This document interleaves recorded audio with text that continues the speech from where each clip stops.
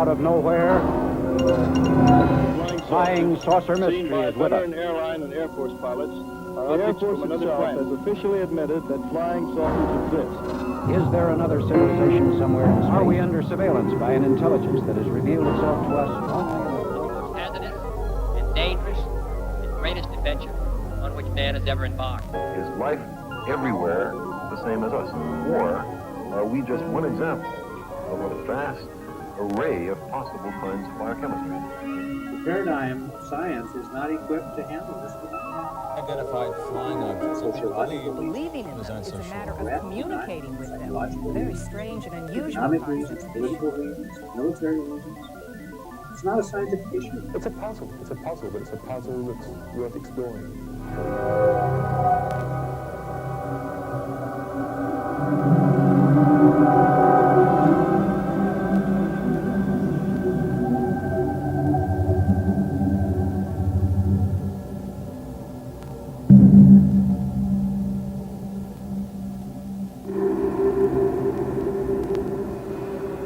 Our Earth has been observed by alien civilizations for at least the past 50 years. Throughout our history, each age in our development is characterized by an ignorance about the scope of possibilities not yet understood, that future generations may look back on with a sympathetic smile of condescension. To us, in the 20th century Earth, this might seem magical. But I tell people to maintain some sense, if they can, please ask them, to maintain some sense of humility. Because if you were to show this video camera, or a hologram, or a laser to someone only 300 Earth years ago, it would appear to be a magic. It would be considered supernatural. Such is the case with UFOs. To us, they represent intangible illusions between fantasy and reality.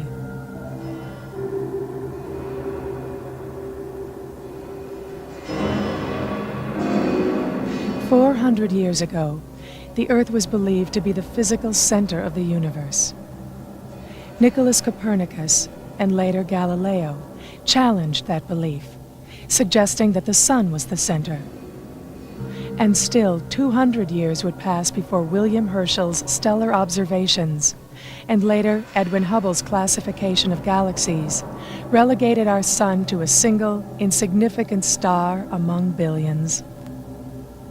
Only then do we begin to imagine our place in an incomprehensibly vast cosmos. I think there is a certain twilight zone of phenomena that, if confirmed, would really overthrow the entire materialistic worldview. Let me just say, as a professor of philosophy who writes professional articles and knows how to do academic research, there is in this field some incredibly good literature, very sophisticated material. There's just a wealth of information, and I would challenge anybody to disprove that. You see, anyone who says there's no evidence to study has not looked. It's as simple as that.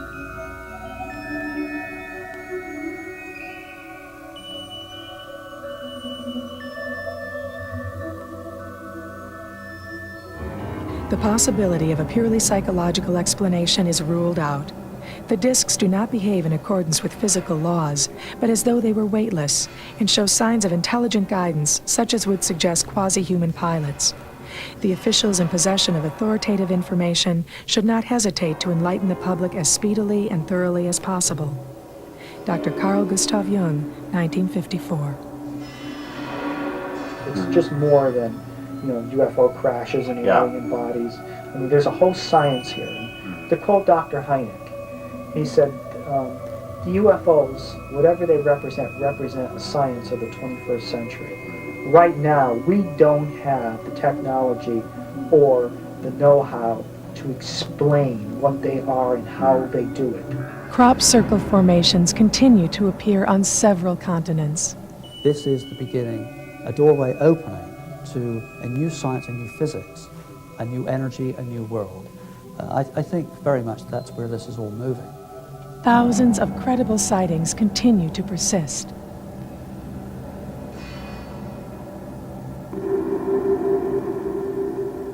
The subject of UFOs is part of the subject matter of some courses that I teach. Oh, good. So it's got academic credibility in the community. Yeah. At least as far as I'm concerned, the evidence is really overwhelming that extraterrestrials are here. It's hard, after you see 5 weeks of that material, it's really hard not to have that opinion, I think.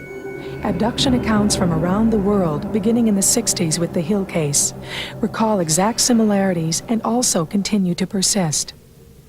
You know, the problem here is in a way, it's the messenger. Here I am, a historian at Temple University, or Bud's an artist at Hopkins, and there's Mike Swords, who's at Eastern Michigan, Western Michigan University, and various people saying these things, that this might be happening. As, you know, well, the fact that we are saying it automatically means it can't be happening, because the message is far too big for the messenger. If this were truly happening, we would not be the messengers. The President of the United States, the Secretary General of the United Nations, they would be the messengers, and that would mean it wouldn't be happening. So no matter how much we say it, and no matter how much abductees say it, that automatically means it can't be happening. The UFO phenomenon has been a part of our lives for the past 50 years. With it comes the possibility that we may finally discover who we are and what we humans might accomplish in a vast cosmos, endowed with intelligence. What I always state about this phenomenon is that taken together, the collection of all of the photographs, the videotapes, the accounts that I've been mentioning, the ground traces, the physical marks on people's bodies, the descriptions of the events in the craft, and et cetera, the sightings, all of that constitutes an extraordinary phenomenon. And I think it is indisputable that an extraordinary phenomenon demands an extraordinary investigation. To continue to dismiss the UFO phenomenon may very well be ignoring the most profound occurrences of our times.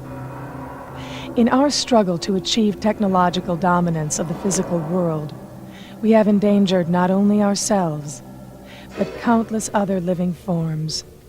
And in the process, we seem to have lost a profound sense of our place in the cosmos. The paradigm of science is not equipped to handle this phenomenon.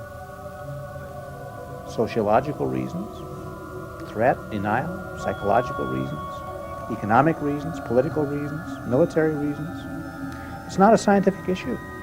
So there's a lot that scientific method, as we know, can do to study this phenomenon. But what it cannot do is try to explain the meaning of it or the purpose of it. This must be left to another type of reflection. For the last few years, it's been thinking a lot more about what's happening on this planet and seeing that the evolution of human consciousness has reached a crisis point, which goes along with the time when we have the potential to step out and start exploring the stars. That's the challenge where we're really facing at the moment. We've become masters of the material world, and technology is really, technology is tools, and we've got the most incredible tools now to do almost anything we want in the material world, including stepping off this planet into space. But I think what we've got to become is equal masters of our minds. And that's the next frontier, is inner space. We've got to stop being victims of our fears and all the stuff that's inside us. We've got to actually become masters of ourselves, move beyond this egocentric phase, so that we can then become the true masters of our technology and use that with wisdom for the good of ourselves, the good of the planet, the good of the cosmos.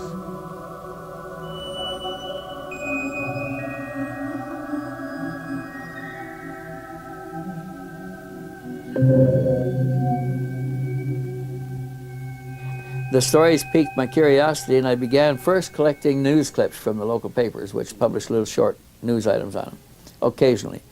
And then I started looking for pictures, and I clipped a few of them out of newspapers and magazines until I ran into somebody that had an actual print.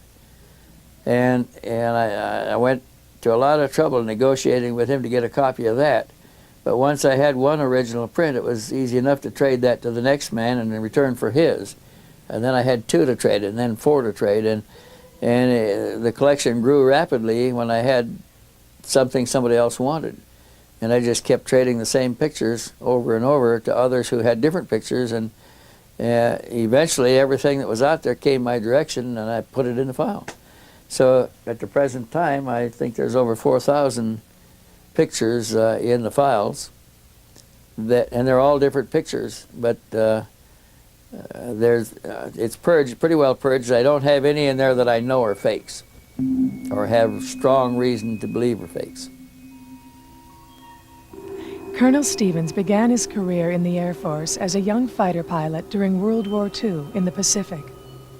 An expert in the field of aircraft technology, after the war he was stationed with the Foreign Technology Division of the Air Technical Intelligence Center at Wright Field. During his 24-year career, Colonel Stevens played a role in the negotiations which led to the Japanese surrender and served as a consultant to the Bolivian Air Force in its structural formation. Retired from service in 1963, Wendell Stevens has since earned an international reputation as one of the world's foremost UFO investigators, having published well over 20 books on the subject. His interest in the phenomenon was established in 1947 when he was transferred to Alaska and placed in charge of B-29 crews flying missions over the Arctic. When I got to Alaska, I found that my additional duty, I was assigned there as an assistant base operations officer, completely out of my specialty. My specialty was technical engineering.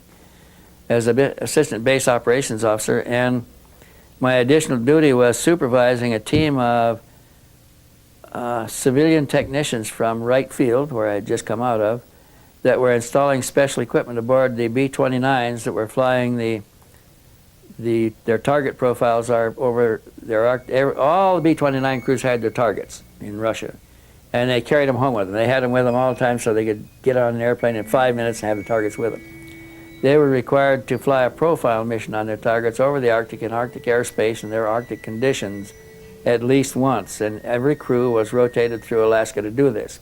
My team was installing special equipment to look for anomalous aerial phenomena, is what the Russians were calling it. We were calling them flying saucers. We were looking for surges in the electrical system. We installed surge detectors in every system on the B-29. There's 5 or 6 different electrical systems. We installed magnetic detectors in the lines. We installed cameras in positions that didn't have, all the gun positions on the B-29 already had 16mm cameras in them.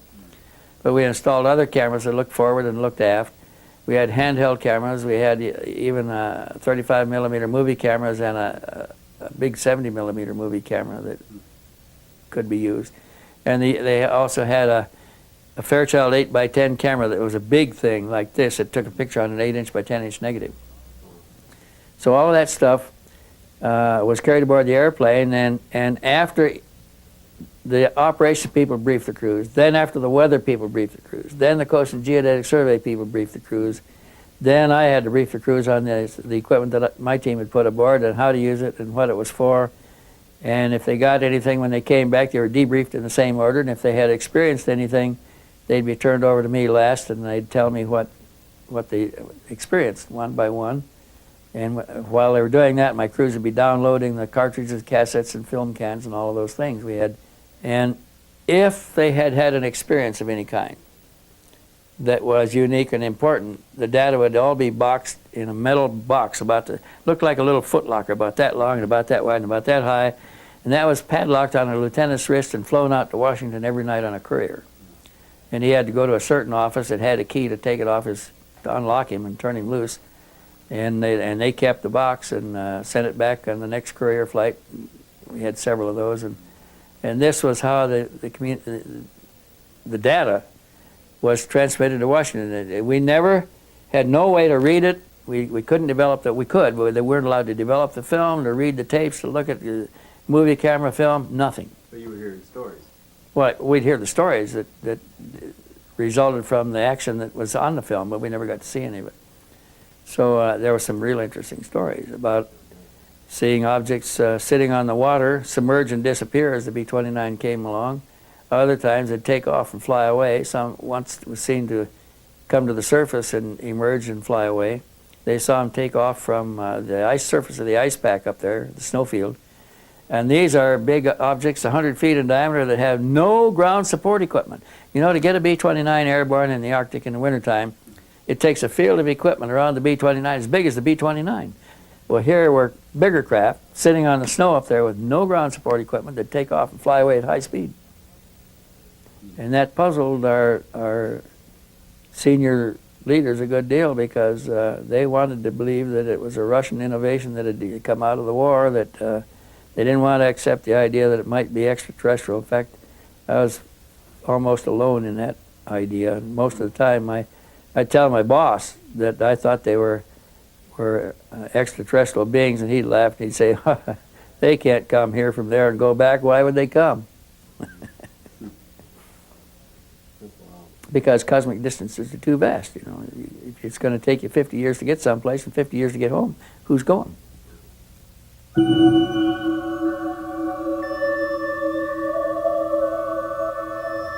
Among the first photographs taken on the old tin-type cameras was one at Drobak, Norway, showing a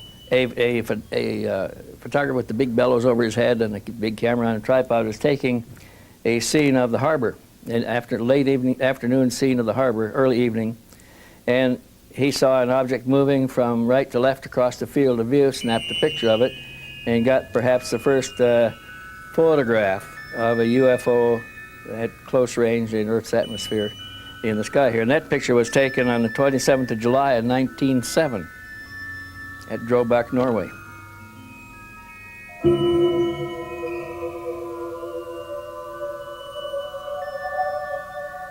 The next picture of importance, and probably the second or third picture of UFOs taken, was photographed by Mr. Alfredo Fandricas, a weekly news magazine reporter for a paper in Fatima, in Portugal. And you know, the apparitions began in September, in August, 13th of August, 13th of September, and the 13th of October.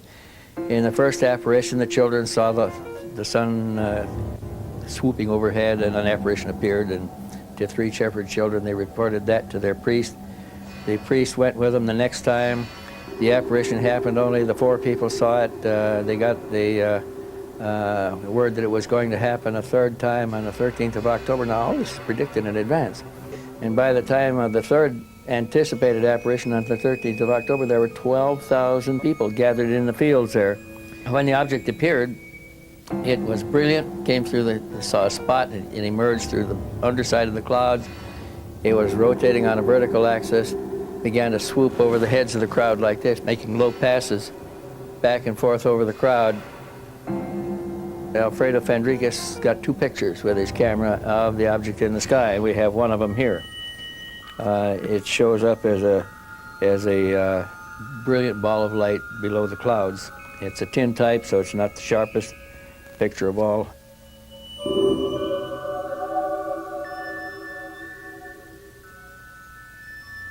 Then the next pictures of consequence were the pictures taken during the Japanese invasion of China and their Manchurian operation. They used aircraft, and objects appeared over the flight line of the Japanese bombers preparing for missions. They appeared following the bomber formations in flight. They appeared in the sky above formations. They even passed through formations, much like the Foo Fighters of modern war history, except they were something else then. And it was during that time, during the Manchurian occupation, that a Chinese or a Japanese general in the occupation forces was walking down the street in Tianjin, China, and his attention was drawn to an object in the sky because a street photographer, one of those with the old bellows camera, had it set up, and people started pointing and shouting and pointing to the object in the sky. Rickshaws stopped, crowds stopped, people pointed. The tin-type cameraman aimed his camera and took one picture of the object coming down the street. The Japanese general went over and bought it and took it back to Japan. And that's the photograph made in 1942 at Tianjin, China, in the middle, full day, daylight. The next one of any serious importance was one that was made over Los Angeles on the 24th, the night of the 24th to 25th of February, 1942. And this was after our war with Japan had started, and we had our cities in blackout at the time. Los Angeles was blacked out every night, San Francisco, San Diego, the whole west coast of the United States. And at early in the morning, like 1:30, 2 o'clock in the morning, disc-shaped objects appeared over the city. And the anti-aircraft batteries turned on the searchlights. The objects passed back and forth through the searchlights, some dozen objects in the sky. They started, anti-aircraft batteries started firing on them, and they fired, golly, they fired 1,430 rounds, anti-aircraft rounds of ammunition. Didn't hit a thing that night. They killed a few people. The falling metal from the anti-aircraft shells killed people, dogs, set houses afire, did a lot of damage, but didn't hurt any, didn't bring down any alien craft.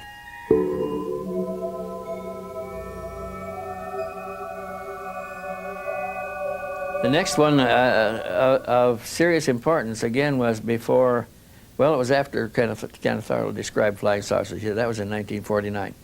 But the next photo event of interest happened on the 17th of March in 1950 at Farmington, New Mexico, when on that day, Mr. Walter Rogel, managing editor of the Farmington Times, published news on the front page of his paper, "Huge saucer armada jolts Farmington."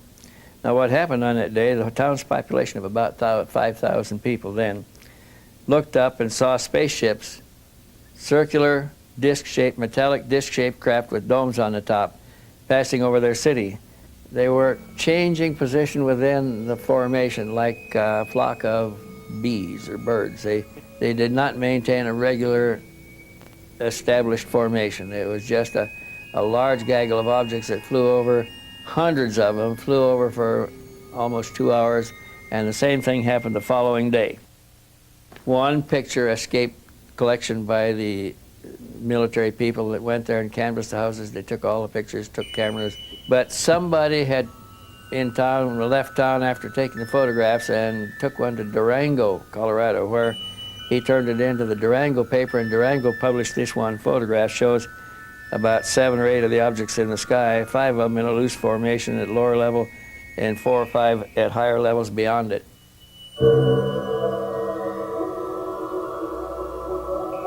A bird watcher walking in the woods on the 23rd of April, 1950, was crashing through the underbrush, and he emerged into a clear area not far from Redbud, Illinois, facing the southwest. He came into a clearing from the south side, and as he stepped into the open area, he saw a large object hovering just over the scrub bushes there. Now, this was about 30 or 40 feet in diameter, and it was less than 100 feet high.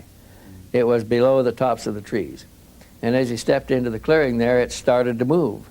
Slowly at first, and then faster and faster. He had time to open his reflex camera, where you look in the top, and they're hard to sight in because the scene moves the opposite direction once you move the camera.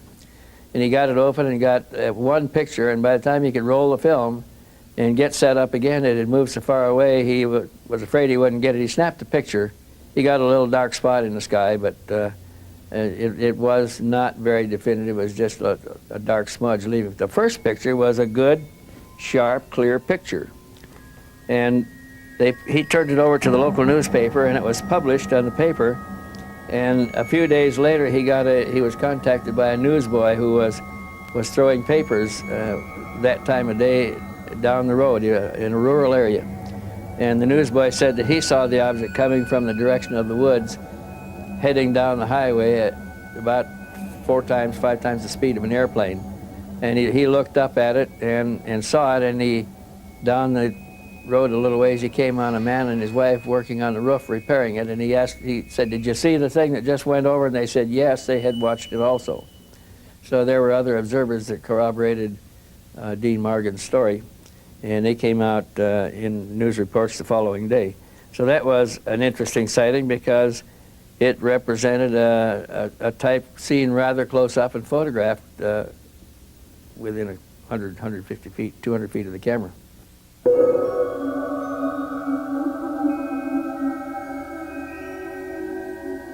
The next one that got any real attention occurred on the 11th of May of 1952 at McMinnville, Oregon, at about 7:30 in the early evening of 11 May 1952.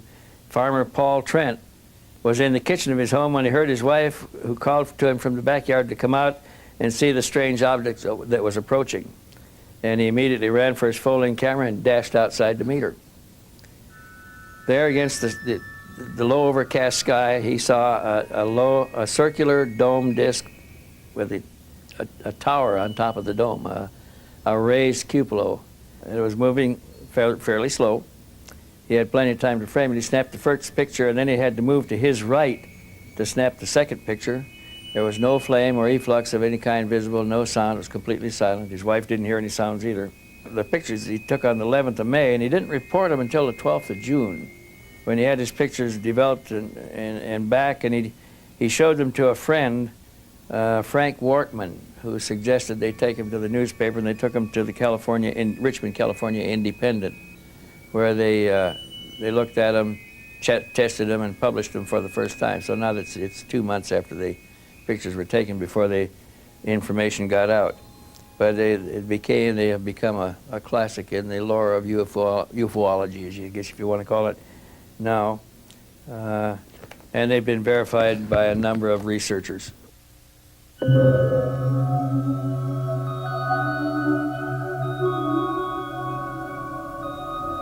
My hypothesis is that these people who are driving these UFOs, or at least the people who designed them, have a technology that's more advanced than ours. I mean, I think that's obvious, that they're more advanced than our technology. Their technology is so advanced that they have figured out a way to artificially warp space-time the way a black hole does, only without all the gravitational effects that rip things apart into their constituent atoms. So that they can actually manipulate, they have some sort of a generator in here, so that they can actually produce this field around their craft like a little bubble, a little private universe that they carry around with them, so that they can actually step out of normal space-time into their own private universe and then step back into it at other coordinates. So if that's possible, then they can not only come from all these distant places, but they can also come from parallel universes that coexist with ours and we're not able to see because they're on a different vibrational level or whatever. They can even come, probably, from our own past or our own future. Because as the quantum physicists are telling us now, the past, present, and future are not separate. Our idea of the stream of time is only an artifact of our consciousness. It is our consciousness that's traveling. It isn't that things are happening cause and effect in a linear fashion. It is our consciousness that's doing that. So the past and future actually exist simultaneously with us, and if you're able to warp space-time, you can travel to and from them. Time is not linear. In fact, it doesn't exist. It's just a concept that we use to describe aspects of space-time, and it's an artifact of our consciousness.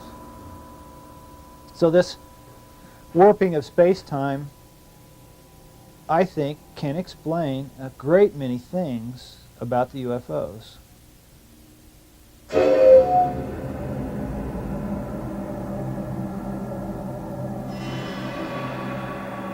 Some remarkable UFO photographs from the early 1950s were taken by George Adamski through his 6-inch telescope near Mount Palomar, California. In many respects, Mr. Adamski can be considered a pioneer in this field, also claiming to have been in contact with the occupants of the craft. I consider myself extremely fortunate because really, from a very young age, I had the opportunity to be in an environment where this type of information, this field of UFOs, was really in an amazing time. I mean, the news was covering it as much as they possibly could. Scientists were exploring. We were coming in the space program. So space was on everyone's mind. And during those 63 to 65, which we were involved with Mr. Adamski personally during those times, we really had an opportunity, I really had an opportunity to see some of these crafts exceedingly close. And these are impressions that never leave my thinking because they were so deeply rooted.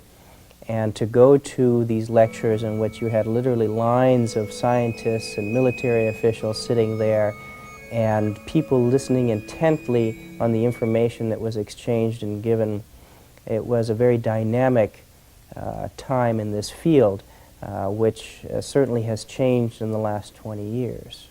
My father had numerous sightings, and due to these sightings, he got in contact with many different agencies of the government and investigated heavily into others who had reports of UFO encounters and taken pictures of these type of craft.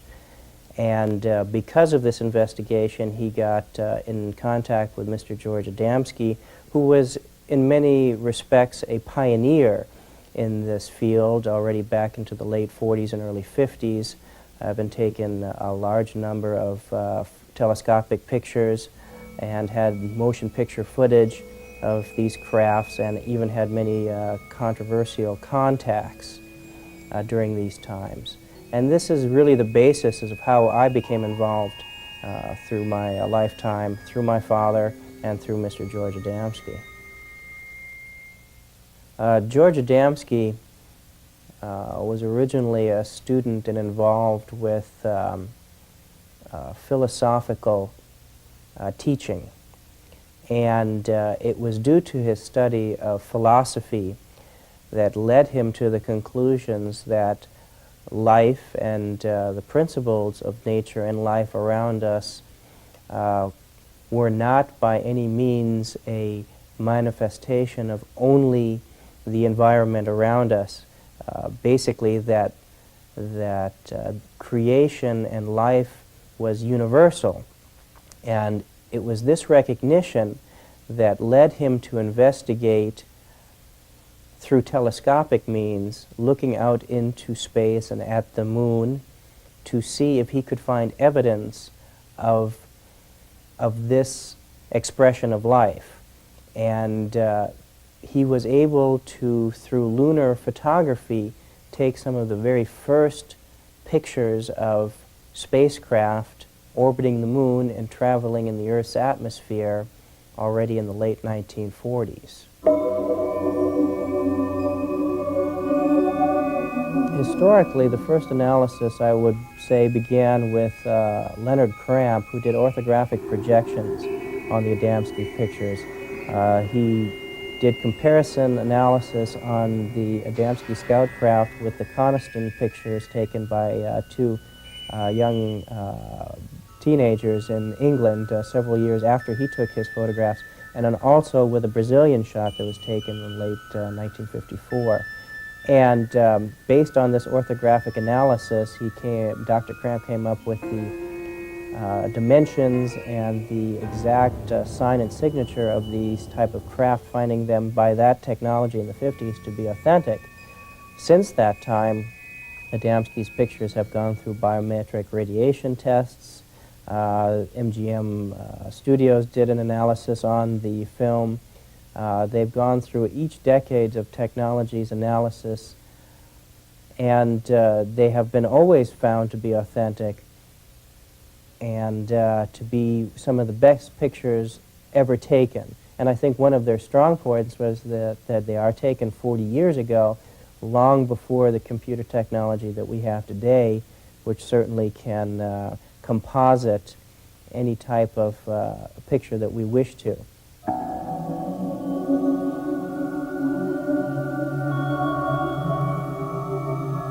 In this particular shot, we have a picture of a cigar-shaped craft with its propulsion system fully operational, so it looks like it's enveloped in a luminescent shield of fluctuating light.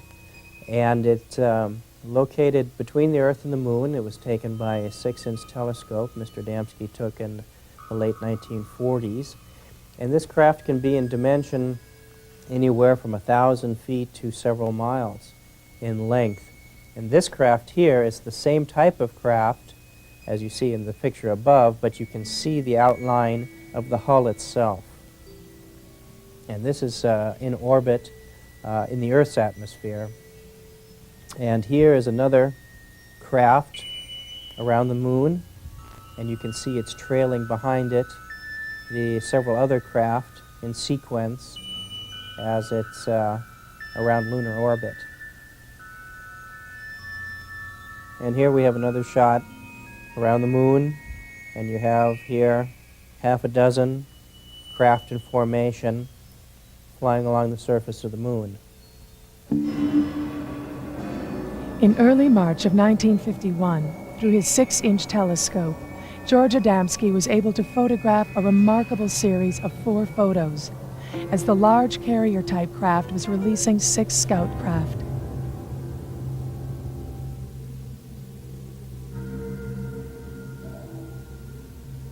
And basically this craft is what we would call a miniature city. It is in an environment that is enclosed to itself, and these bell-shaped craft, like our aircraft on an aircraft carrier, are housed in this cigar-shaped craft, and so this is used for distance travel through long distances of space.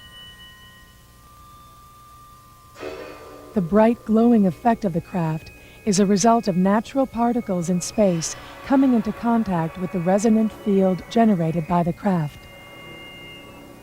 This effect can also bend the light waves entirely around the craft, causing it to disappear from view.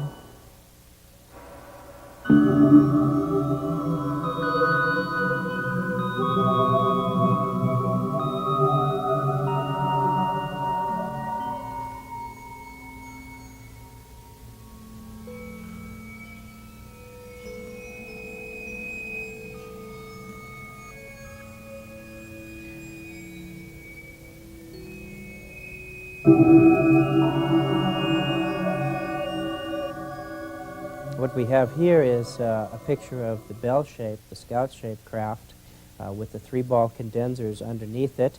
The condensers are a means in which the polarity, the electromagnetic polarity, can be shifted direction, and it's set up triangularly, so by shifting polarity from this angle to this angle, the craft maneuvers in a 3-dimensional field. And around the outside of the cabin area, there are 3 sets of 4 portholes, or 12, and that is common to all the scout crafts that have been photographed anywhere in the world, whether they're Adamski photographs or not. The scout craft never touches the surface of the planet.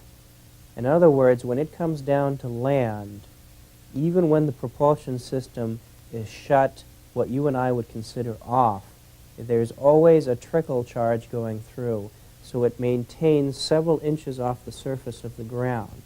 So the 3 balls that you see underneath the saucer portion of it have nothing to do with landing pod, because the craft never rests on the ground.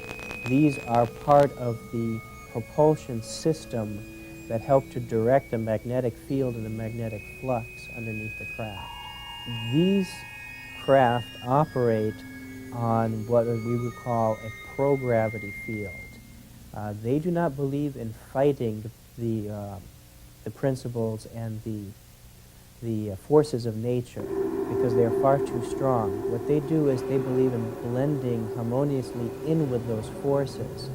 And it's very much like you can jump against an ocean current and swim and expand a lot of energy, or you can turn around and let it carry you where it's going.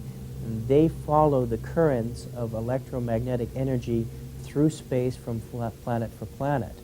And this is how they operate. Although George Adamski may be better known for his pictures of extraterrestrial spacecraft, he was far more concerned with letting people know that it wasn't just the existence of these craft that was important, but actually who was behind it and the reasons why these people come to visit us. And I think that is to a great extent lacking today.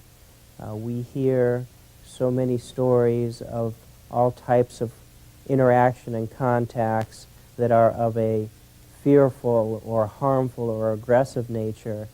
And this is exactly contrary to what George Adamski spoke about and what his life work was really concerned with doing, and that was to educate people into the purpose behind these contacts and the reasons that they came to talk to us and the benefits that we as a civilization can derive from interactions with these extraterrestrials.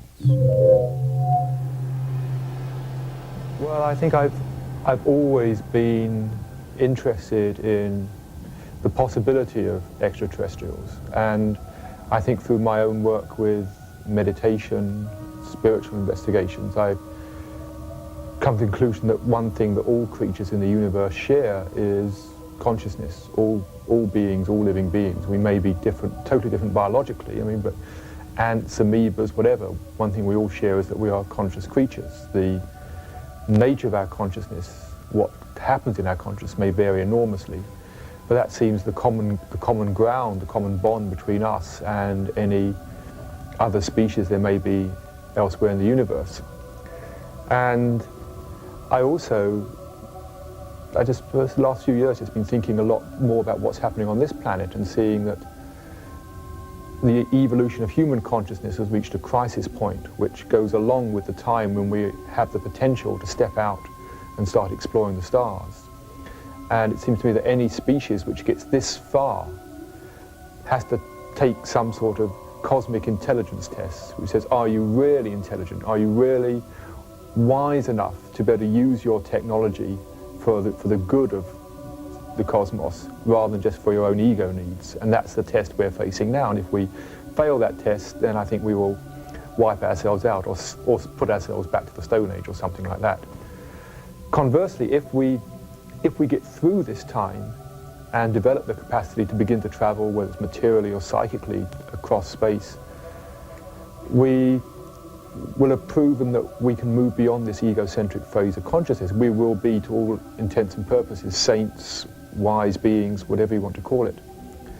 So conversely, I feel any species that has developed the ability to be in contact with us here, again, either physically, psychically, whatever, must have gone through that itself. It must have passed its own cosmic intelligence test, which means as far as we are concerned, they must be the level of consciousness of angels or whatever. I think all the stuff about extraterrestrials being malevolent beings, they're coming here to zap us with ray guns, all that stuff is just a projection of our own fears, of our own ego, of our own warlike nature, which we've got to transcend. Any extraterrestrials must have transcended that, or they'd have wiped themselves out. So it seems to me that if we're going to consciously approach them, we need to do so on the level of consciousness, like we would approach some guru or angel or very wise spiritual beings. That's what I think they are, is wise spiritual beings relative to us.